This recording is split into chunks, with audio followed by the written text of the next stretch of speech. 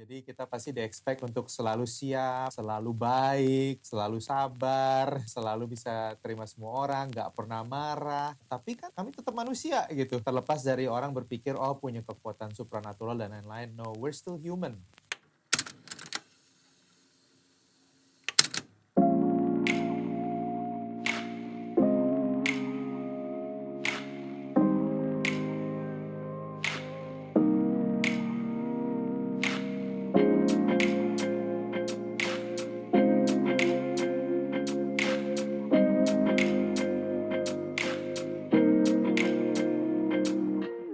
Hai guys, welcome to the season finale dari podcast Zona Aman season 1 bersama gue JP. Dan gue Sheryl. Dimana seperti biasa selama 40-50 menit ke depan kita akan nemenin kalian ngebahas isu kesehatan mental dari berbagai perspektif yang menarik. Nah, tapi karena ini season finale dan judulnya special episode, ini gak cuma ngebahas dari sembarang perspektif gitu kali ya, Sher? Pastinya, karena yang terakhir pasti spesial dong ya. Bener banget, tapi kenapa sih kayak teman-teman gue tuh pada nanya gitu yang pas kita ngepost itu, mereka tuh pada nanya kayak, what makes this episode special? Like, kenapa sih, iya sih lebih lama gitu, 50 menit, sejam gitu ya.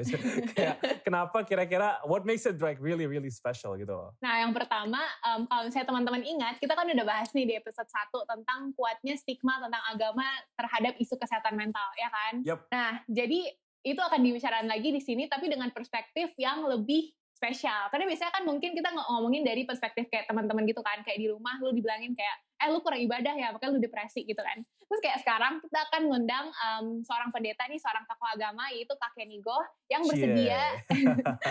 bersedia membagikan ceritanya tentang bagaimana beliau berjuang melawan depresi gitu. Dan menurut gue yang kedua yang bikin episode ini spesial adalah ini ada partisipasi dari not only kayak gue, lu, and Kak Kenny, and like dari kita doang, tapi ada teman-teman dari rumah juga nih, karena kita sempat buka question box, and we're gonna read out kayak the question box tuh nanti dari teman-teman, kayak teman-teman mau nanya apa sih kira-kira ke Kak Kenny Go nantinya. Tapi without further ado, tanpa lama kita langsung kenalan aja kayak sama our guest star today. So, hey Kak Kenny, what's up? Hai Kak. Hey, apa kabar? JP, Jonathan, dan Sheryl, apa kabar? We're good. Baik. How are you? Apa kabar? Doing good, lagi enjoying banget work from home. Apalagi karena hari seperti ini, saya jadi bisa ikut kalian podcast. So it's cool. Yeah, it's cool. Before we get into the substance of the podcast, before we ask anything, can you please introduce yourself to the guest in home, who you are, what you do? Oke, apa kabar semua? Nama saya Kenny Go. Saya sekarang kerja full time di gereja namanya JPCC, Jakarta Praise Community Church. Saya pegang peran utama sebagai next gen pastor, yang artinya saya oversee semua program khusus untuk jemaat yang berusia baru lahir all the way sampai mereka selesai kuliah. Jadi ada pelayanan anak-anak, ada remaja, ada mahasiswa juga. Ya itu satu peran utama ya. So what else do you want to know about me? Do you want to get straight to questions or? Iya, kita udah gak sabar nih nanya Kak Kenny ya. I think he wants it as well. Let's go. Oke, pertanyaan pertama. Let's go. Jadi mungkin kita ngomongin dari perspektif yang lebih luas dulu kali ya Kak. Karena kan sebagai tokoh agama mungkin ada ekspektasi dari masyarakat yang khusus nih. Kayak misalnya sebagai pendeta yang melayani banyak anak-anak muda. Ada gak sih kayak ekspektasi harus memberikan spiritual fulfillment bagi mereka misalnya, atau harus memberikan ketenangan batin misalnya. Terus kayak Kak Kenny sendiri merasa gak sih ekspektasi itu dan nanti hubungannya dengan kesehatan mental Kak Kenny itu kayak gimana? Iya, ada banget ya. Kalau soal ekspektasi, namanya juga seorang pemimpin di gereja gitu ya, yang kalian sebut pemimpin agama gitu. Dan masyarakat pasti punya standar yang tertentu. Tentu ya tergantung dari latar belakang masing-masing lah ya. Tapi kan mereka mungkin expect standar moral yang sangat tinggi, pertama itu. Kedua, mereka juga expect namanya juga mengabdikan hidup kita untuk melayani gitu ya. Jadi kita pasti di-expect untuk selalu siap, selalu ada, selalu baik, selalu sabar, ya, selalu bisa terima semua orang, nggak pernah marah. Jadi pasti ada ekspektasi itu gitu. Dan seringkali ya kalau yang saya alami adalah uh, ini ya, bisa aja saya baper gitu. Mikir bahwa, aduh ini orang-orang lupa ya gue juga masih manusia kali gitu ya.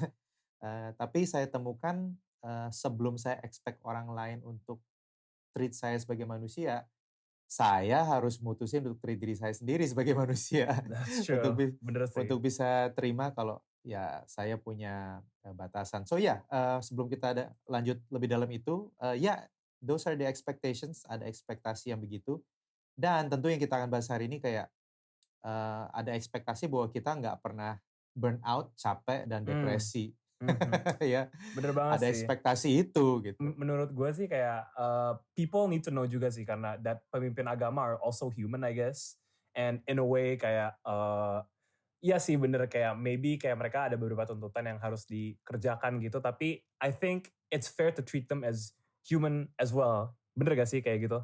It's not just fair, it's normal dan harus treat them as humans, ya nggak? Karena emang manusia gitu. Mereka adalah orang-orang atau kami adalah orang-orang yang ya namanya mengabdikan diri untuk melayani orang lain, melayani gereja ya. Tapi kan kami tetap manusia gitu. Ya, terlepas dari orang berpikir oh punya kekuatan supranatural dan lain-lain. No, we're still human. Right. Dan kami masih harus istirahat, kami masih harus bisa say no dan bisa atur hidup sendiri. Gitu. That's right. I want to move on to the audience's question. So ada beberapa pertanyaan yang berkaitan sama your struggle with depression and your position being a pastor. So pertanyaan pertama adalah, Hai Kak, bagaimana proses awal Kak Kenny melawan depresi? Oke, itu satu pertanyaan ya. Yeah, right. Proses awal melawan depresi yang menarik adalah saya sendiri nggak sadar kalau saya depresi. Oke. Saya nggak sadar karena seperti yang tadi saya bilang ya, saya sendiri juga punya ekspektasi. Masa sih saya sebagai pemimpin di gereja bisa depresi gitu. Saya pertama in denial dulu gitu. Jadi thank God langkah pertama adalah teman-teman saya yang dekat sama saya. Ada 3 orang, mereka yang bilang, Ken, lu kayaknya harus counseling deh gitu, ketemu psikolog gitu. Saya tanya kenapa? Karena mereka bilang udah cukup lama mereka lihat pattern behavior saya setiap hari ini udah gak sehat gitu. Udah gak seperti dulu gitu ya. Saya emotional very easily, saya gak fokus, dan memang benar saya malamnya susah tidur gitu ya.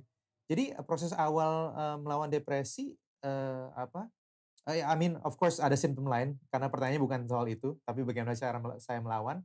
So pertama adalah untuk saya terima dulu teman-teman saya bilang, "Kamu ke psikolog gih," gitu. Dan untungnya ada yang kasih referensi langsung gitu. Kayak, "Nih ketemu orang ini nih," gitu ya.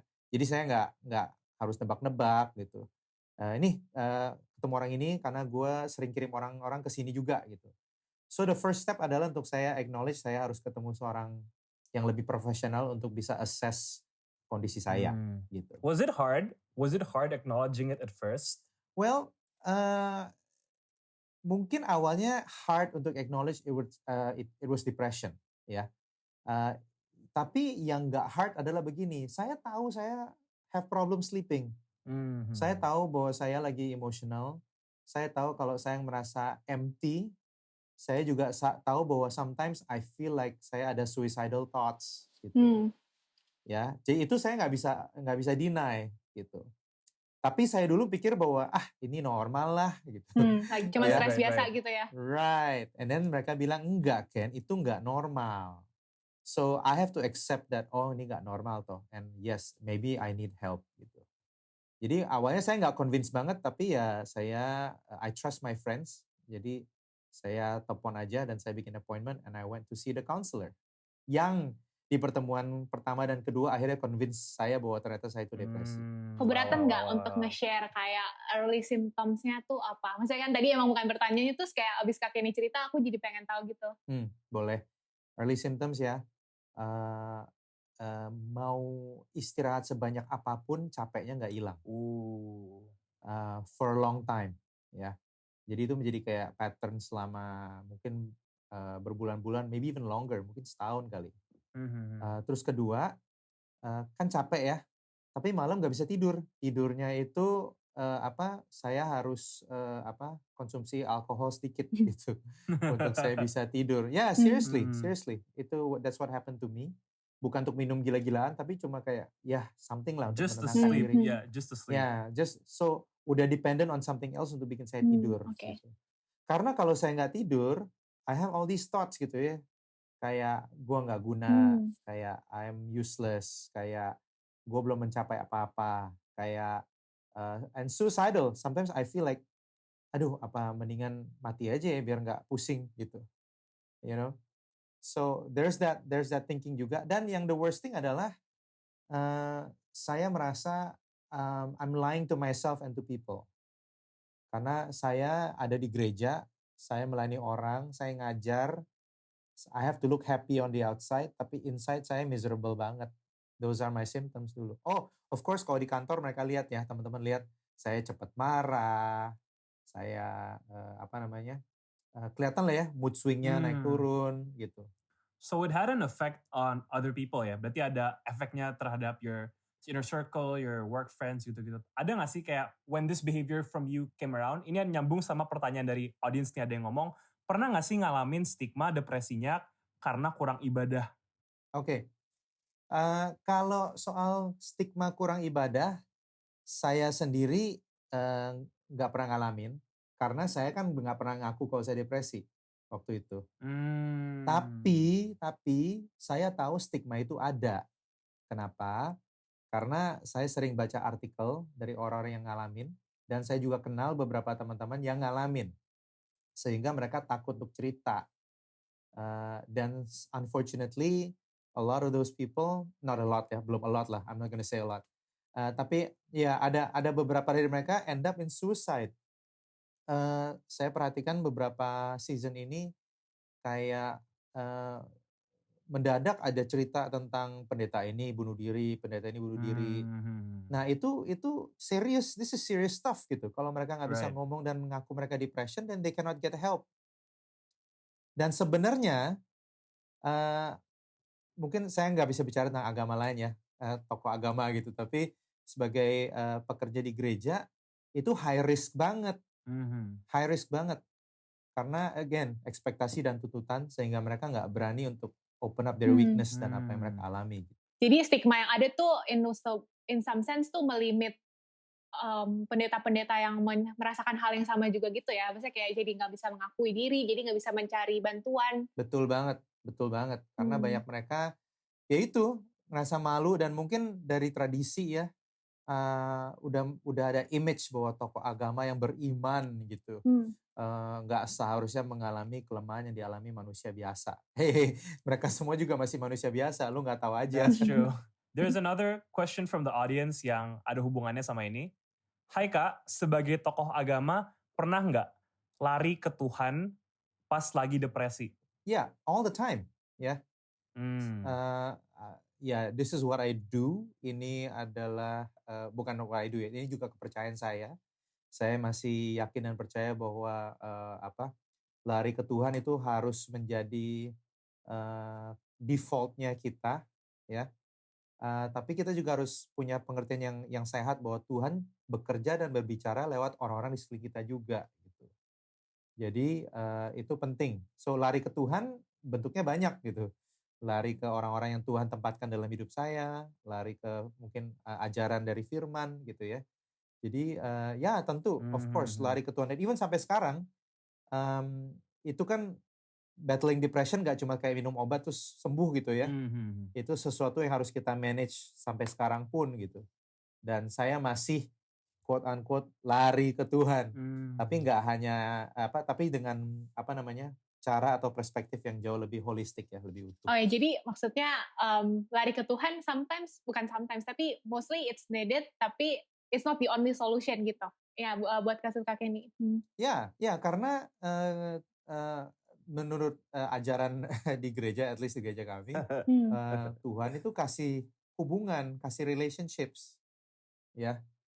Dia nggak hanya mau kita have relationship dengan Tuhan, tapi juga mau relationship dengan sesama manusia, gitu. Jadi kalau cuma satu sisi doang itu nggak cukup, nggak komplit, harus dua-duanya, gitu. Jadi saya ngerti mungkin ada banyak orang yang bilang, ah kalau kayak gitu lari ke Tuhan aja. Maksudnya apa? Tingkatkan doa, tingkatkan ibadah. Iya, tapi jangan lupa tingkatkan juga konsultasi dengan teman-teman gitu. Bener. Ya, Right. karena I don't want to get too fast ahead of myself, but so far itu sih. Tapi ini aku dapat banyak pertanyaan banget dari audiens. Bagaimana sih proses Kak Kenny sampai ke proses self acceptance dan akhirnya berani untuk mencari bantuan yang dibutuhkan? So untungnya sih ini ya, saya orangnya cukup suka research. Saya cukup suka untuk belajar hal-hal yang nggak hanya sifatnya rohani dan gerejawi gitu ya. Jadi ada banyak sekali pemikiran-pemikiran yang influence dan membentuk cara saya berpikir juga gitu. Plus ya ditambah saya pendeta, jadi seorang pastor, jadi rajin-rajin belajar Alkitab juga gitu. Dan saya temukan gambar diri yang benar. Gitu. Itu penting banget kan, kita bicara soal self acceptance ya. Jadi saya temukan yaitu gambar diri yang benar, yang akhirnya saya bisa sadar bahwa you know what, pendeta juga manusia lagi gitu, seorang pastor juga manusia, dan justru kalau kita bisa terima diri kita apa adanya, baru kita bisa plot a course ke depannya nih mau kemana gitu. Kalau denial terus, ya kita nggak bisa kemana-mana, ya nggak? Kalau kita denial terus, seolah-olah kita kayak pura-pura ada di tempat A padahal ada di tempat B gitu. Right. Contoh deh. Kalau misalkan saya mau ke rumahnya Cheryl gitu kan, saya minta direction. Lalu Cheryl nanya, oke, lu dari arah mana? Kalau sebenarnya saya dari Senayan, tapi saya bilangnya saya lagi di Karawaci. Iya, benar. Kan Cheryl nggak bisa kasih saya ini arahan yang accurate ya. Nah, sama halnya dengan kita. Kalau kita bilang saya nggak ada depresi, padahal kita ada depresi. Ya kedepannya kasih arahannya ngaco. So I have to accept where I am. Gitu. I have to accept where I am, that I needed help, that ini nggak normal gitu. Dan actually, dan saya sadar nggak semua orang punya ini sih. Cuma the reason saya juga bisa cepat accept myself adalah karena saya tahu ada beberapa orang, nggak banyak, yang juga accept me as I am. Jadi saya ngerasa aman gitu loh. Saya buat mereka kayak, Ken, lu lagi depression, nggak depression, we're here for you gitu. Nggak perlu banyak-banyak, 1 atau 2 orang gitu ya, cukup. Dan mereka tahu kondisi saya. Nah, that helps me untuk, if they can accept me, I can accept me juga gitu. Even as a pastor, yeah. Even as a pastor, even sebagai tokoh agama gitu ya. Mereka bilang, no, we see you as a normal person kok, kamu manusia biasa yang mengabdikan diri kamu untuk melayani, so that's totally fine. So all the pastors did not have a problem with like you opening up about it awal-awalnya? So awal-awalnya saya cuma open up to 1 or 2 pastors, ya. Okay. Setelah itu seiring berjalannya waktu, saya open up ke lebih banyak orang lagi, and eventually my whole church office tahu semua gitu, karena saya ngomong di depan umum gitu. Tapi itu butuh waktu ya. Karena nggak semua orang bisa handle who you are. Kita nggak tahu orang punya bias apa atau punya ekspektasi apa, ya nggak? Jadi harus hati-hati. Jadi waktu saya announce, saya udah in the middle of all the therapy and all the work. Dan juga dengan tujuan apa? Saya menghimbau banyak mereka untuk take care of their mental health. Wow. Jadi ada tujuannya, bukan cuma sekedar curhat doang waktu itu. Yep. Bahkan jadi katalis gitu buat orang lain gitu ya. Yeah. And amazingly waktu saya sharing pertama kali ya, saya ingat banget. Ini di kantor gereja loh ya. Dimana mungkin mayoritas orangnya mungkin punya ditaruh standar yang sama, ekspektasi yang sama dengan seorang pastor gitu. Saya waktu share itu, dalam sejam yang WA saya banyak banget. WA dalam arti tanya, kamu kalau counseling kemana? Kayaknya aku juga perlu deh. So that's cool, mission accomplished. Yeah, that's cool. Jadinya you're inspiring others, man. Buat kayak coba seek help. Yeah. And you know, because not a lot of people know how. Yeah. Which reminds me of like, bantuan seperti apa sih kayak yang akhirnya kayak fits you in the end? Karena you said like you were looking for help. What was the type of help yang cocok sama Kak Kenny nih? You know, interestingly ya, karena saya seorang I still feel weird saying this tokoh agama. saya seorang pemimpin di gereja gitu. Gini, yang nggak cocok sama saya, ya. I'm being honest now. I could get in trouble, tapi yaudah. Yang nggak cocok sama saya adalah orang-orang Kristen yang kasih saya ayat ini, ayat itu. Itu Right. nggak helpful sama sekali. Atau orang yang cuma sekedar datang dan ya itu suruh lari ke Tuhan doang gitu kan, suruh doa lebih banyak gitu. Itu nggak cocok sama sekali. So interestingly, saya tuh selama ini ke 4 counselor ya in the past few years. Counselor yang paling efektif buat saya adalah counselor yang bukan dari agama kepercayaan yang sama. Karena semua jawaban yang Kristiani buat saya itu udah klise buat saya. Saya perlu perspektif yang sedikit berbeda gitu. Jadi waktu saya ketemu itu, dia nggak lagi kasih saya ayat, nggak lagi suruh saya ibadah lebih, tapi speak to me in real grounded scientific terms gitu ya. Cocok banget.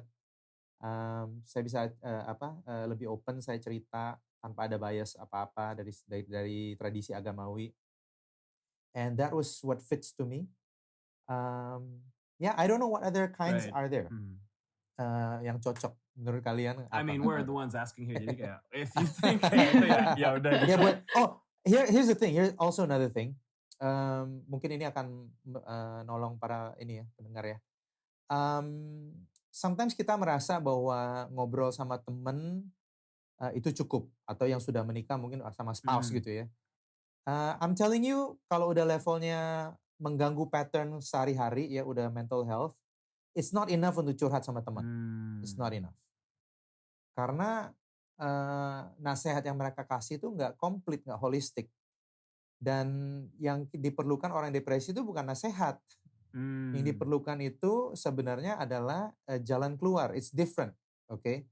Jalan keluar itu berarti dia harus menemukan jalannya sendiri. So when I went for counseling dengan psikolog, saya dikasih banyak sekali latihan-latihan mental untuk retrain my thinking untuk mulai berpikir dengan pola yang benar. Right. So itu cocok buat saya sih, at least. What were the types of training? Karena you mentioned something about mental training, right? What was it like? Can you elaborate further? Yeah, I went through this thing called CBT, Cognitive Behavioral Therapy. Okay. Saya kurang expert untuk bisa menjelaskan the whole thing. Kalian bisa Google aja dan cari tahu Cognitive Behavioral Therapy, CBT. Di mana for 12 sessions, I went through a few mental exercises tentang mindfulness juga, belajar untuk calm down, belajar untuk reframe situations and issues ya. Salah satu isu yang saya hadapi adalah ketidakmampuan saya untuk say no karena saya people pleaser. Yang berakar dari insecurity saya dari way back. Panjang ya penjelasannya ya. Cuma saya harus reframe itu, dan ada exercise yang dilakukan di mana saya role play. Saya jadi orang yang minta sesuatu dan dia jadi orang yang menolak kayak gitu. Jadi di simulation ada role play yang ternyata saya sadar, ternyata cara saya menanggapi situasi ada opsi-opsi lain ya gitu. Dan kalau nggak role play saya nggak akan sadar itu. Mungkin ada di kepala saya, but I don't experience it secara visceral gitu.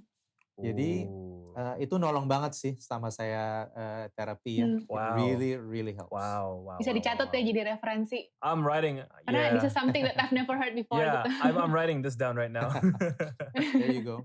Yeah, so seek professional help. Jangan curhat sama teman doang. That's true. We have another question from the audience nih.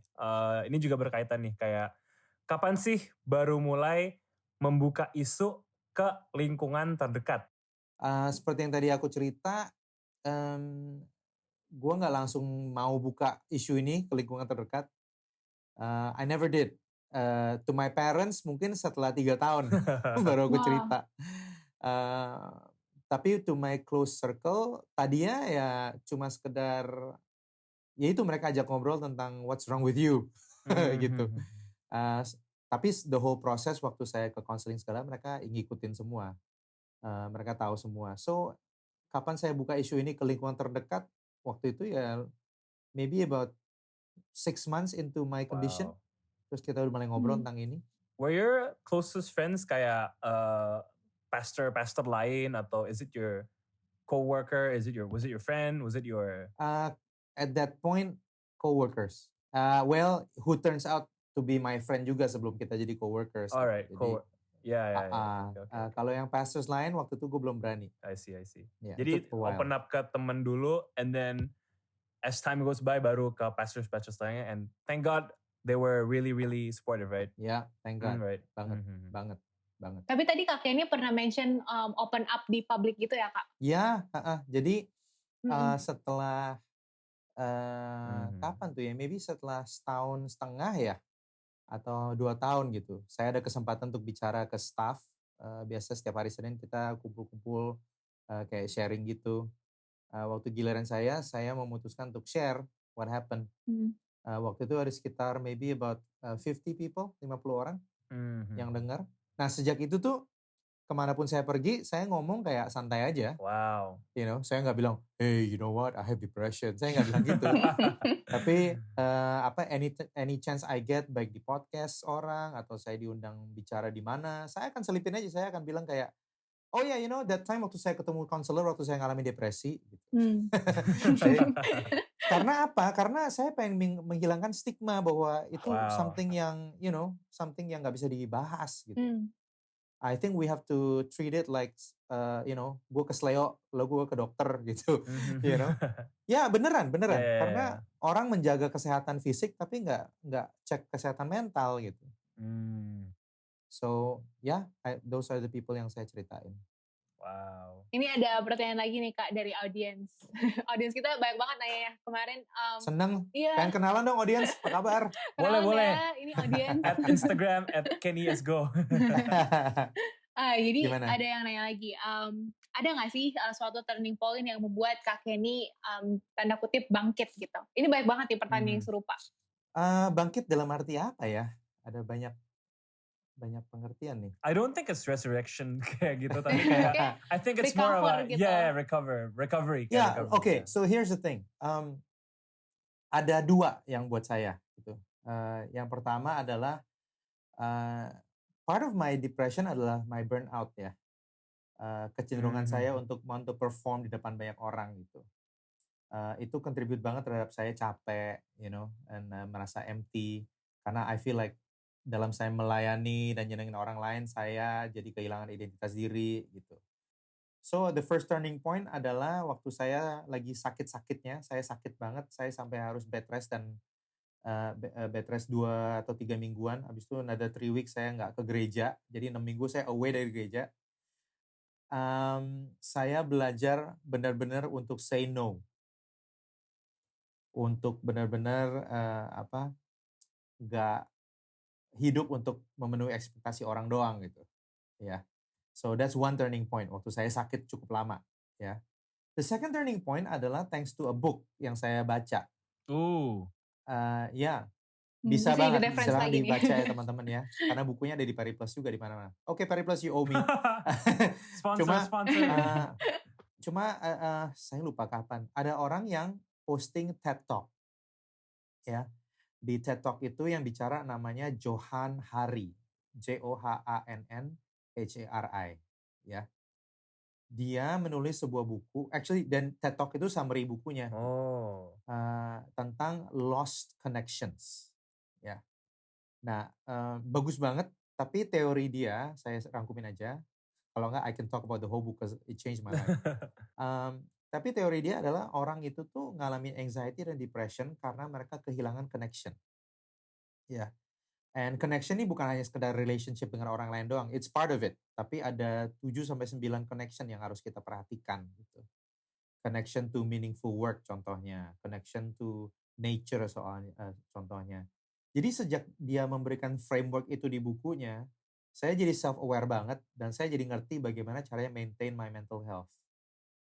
So itu has been so helpful buat saya. Karena seringkali saya temukan, thanks to the book, ada behavior saya justru yang reinforce, yang bikin saya lebih anxious dan lebih depressed lagi. Gitu.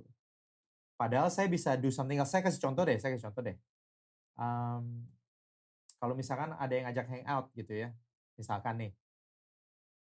Saya sebagai extrovert, I'm an extrovert. saya tuh harusnya lebih baik say yes, oke? Because karena itu recharge me, gitu. Untuk saya connect dengan orang seperti itu. Tapi seringkali my ego, ya, my ego will say, nah I'm busy, I'm too busy, gitu. Atau, malas ketemu orang lagi, ntar bahas masalah lagi, ngerti gak? So, saya bisa come up with 100 excuses untuk saya nggak ketemu orang itu, padahal kalau saya ketemu orang itu bisa therapeutic banget buat mental health saya. So now I understand, ngerti nggak? Right. Kalau dulu kayak saya sibuk, saya nggak bisa ketemu orang, saya nggak bisa have fun gitu. Indian tuh terjun ke anxiety sama depression. But now, setiap kali ada kesempatan teman saya nawarin untuk ketemu, I will really consider it. Karena apa? Karena saya lihat itu sebagai antidote to my mental health issues. Gitu. So the book is called Lost Connections yang ngarang Johan Hari. Oke, dicatat. Dapat recommendation.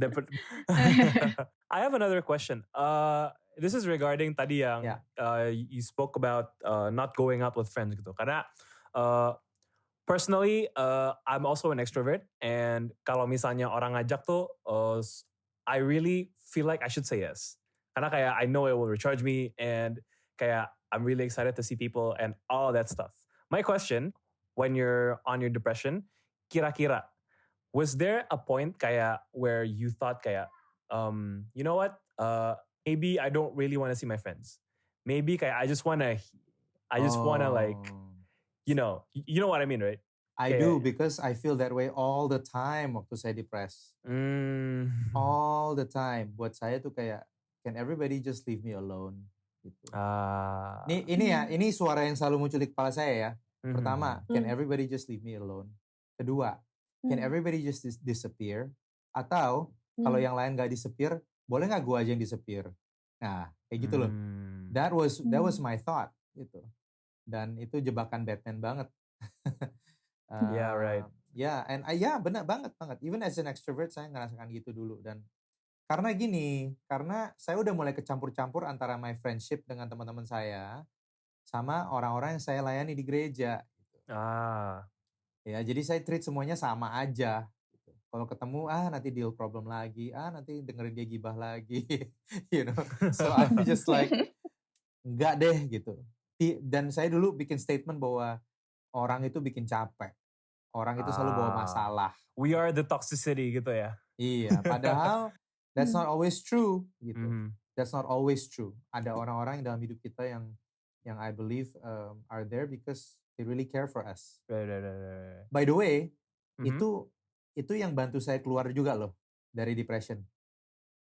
Waktu saya sadar dan yakin bahwa ternyata ada banyak orang lain yang peduli. People actually care and people really want to help tanpa agenda. Itu saya amazed. That's really hard, yeah. Itu yang bikin saya jadi ada harapan lagi. Wow, it's really, really good.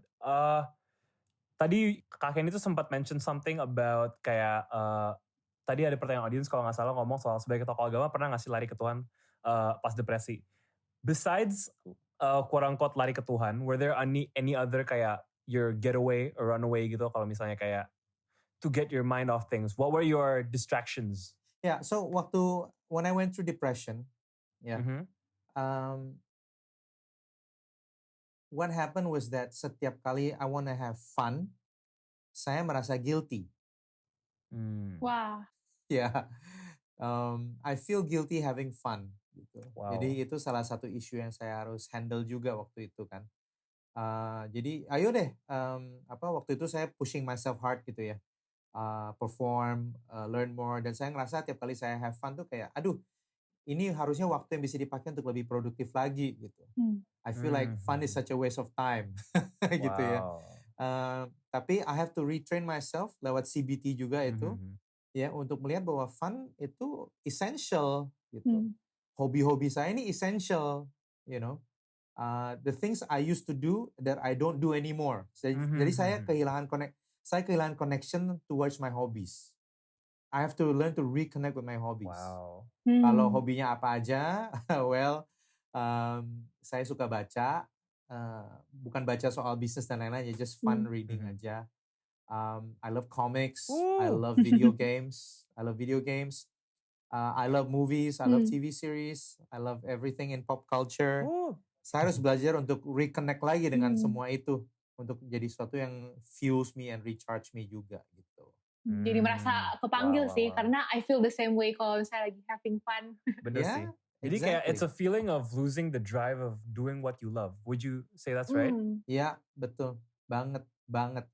Karena saya mulai kerja di gereja kan karena dulu saya passionate banget ya. Tapi ya berarti kapan tuh? Di tahun ke-6 atau ke-7 lah. Dimana saya ngerasa, wah this all sucks. Iya. Ternyata solusinya adalah reconnecting with other things gitu ya. Yes. Seperti kata Johan Hari. Betul banget. Before we just close everything, ada gak sih kayak pesan-pesan yang ingin disampaikan ke teman-teman di rumah yang mungkin sedang berjuang melawan gangguan kesehatan mental, or maybe is going through the same experience as you are? Do you have any advice atau pesan-pesan mungkin? Ya, buat saya gini, kita semua sebagai masyarakat ya, or as an individual, kita masih belajar tentang mental health. We're still learning about this ya. Ini adalah field yang baru ya. Jadi expert tuh nggak banyak di sekeliling kita. Nah, apalagi dirimu. Ya. Jadi kalau misalkan you sempat mikir, gue mentally healthy nggak ya? Udah cek aja. Gitu. Kalau memang tahu, mungkin kalau bisa ke psikolog, coba ke psikolog. Kalau nggak bisa ke psikolog, mungkin bisa research lebih lagi dan cari tahu simptomnya apa. Mungkin ada tes-tes yang available online ya. Yang penting adalah jangan dicuekin. Right. Jangan pikir bahwa ini nothing gitu. Kalau misalkan sakit kita mau make sure ya. Jadi kita cek aja gitu. Pertama itu. Untuk teman-teman yang mungkin lagi mentally struggling through some things. Untuk teman-teman yang mendengar yang tidak suffering through this tapi punya teman atau kenalan ya. Please solusinya itu jangan sedih-sedih gitulah, jangan baper lah gitu ya. Yeah, right. Please. Ya, dan gini, jangan sok tahu juga. One of the best things yang my friends did for me adalah mereka nggak bilang, oh Ken, I totally get it. No, you don't get it. Right. Karena mereka nggak ngalamin itu gitu loh. Jadi mereka jujur dan mereka bilang, Ken, I'm sorry, gue nggak bisa mengerti apa yang lo alami. Gitu.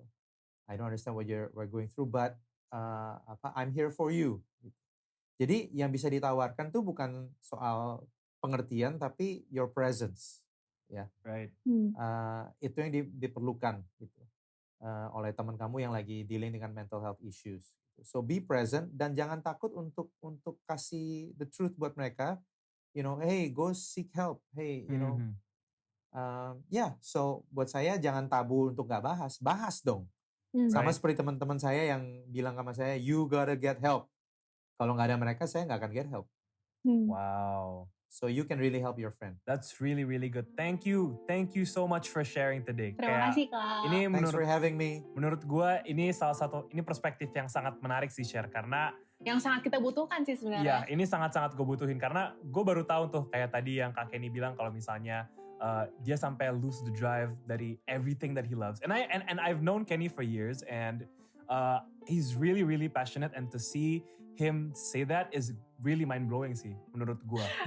Menurut gue, ini kesempatan yang tepat banget sih untuk kayak kita melihat lebih dekat gitu ya. Karena seringkali kita loses the chance ketika kita lihat suatu sosok, ya udah kita langsung kayak project our expectation, kita project our needs and wants, tapi nggak melihat atau menghumanisasi tokoh-tokoh agama, meskipun istilahnya nggak nyaman gitu ya. Bener banget. Thank you sekali lagi. Thank you so much to Kak Kenny for being in this podcast. Buat teman-teman yang masih penasaran lagi buat Kak Kenny, what does he do segala macam, bisa cek your Instagram. What's your Instagram, man? What's your Instagram? My Instagram is Kenny SGOH. Yes, gitu-gitu yang boleh cari referensi karena gitu. Banyak gitu ya. Bener-bener. Dan sebelum kita tutup lagi, kita mau terima kasih dulu buat semua teman-teman yang udah dengerin episode podcast #Zona Aman from our very first episode unto this episode. We're so sorry this is our last episode, but don't worry karena kita bakal be back with the season 2 of podcast #Zona Aman yang pastinya lebih menarik, and we have a brand new concept just for you guys. So Be sure to stay tune di Instagram kita @shinydn dan di Spotify kita. Di mana tuh share Spotify kita? Di podcast #Zona Aman. Dan jangan khawatir, pasti season 2 bakal lebih seru, bakal informatif, dan pasti bisa meningkatkan literasi tentang kesehatan mental buat masyarakat Indonesia. That's true. Sekali lagi, thank you so much to Kak Kenny. Kalau gitu, kita pamit dulu juga sama audiens di rumah. Nama gue JP. Dan gue Sheryl. See you di season 2 dari podcast #Zona Aman. See you guys. Bye. That's true. And he's